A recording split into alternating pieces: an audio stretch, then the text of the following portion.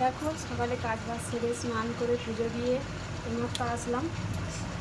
তো আজকে নয়, প্রত্যেক দিন আমরা সকালে খাই ভাত, কারণ সকালে রান্না হয়ে যায়।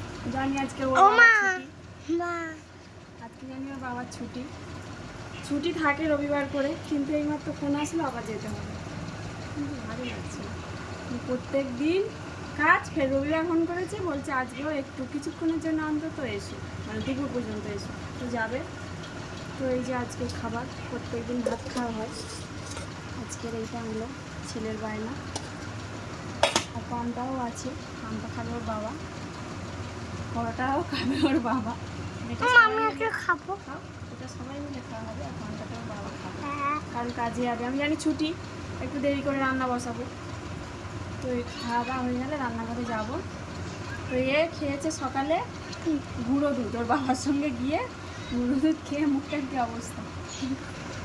এই তো এই তো এই তো এই তো এই তো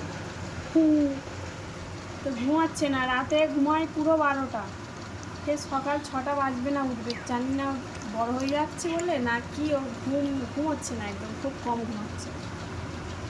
তো আজকে সকাল থেকে ওয়েদারটা ভালো, বৃষ্টি আসেনি এখনো পর্যন্ত, আসবে।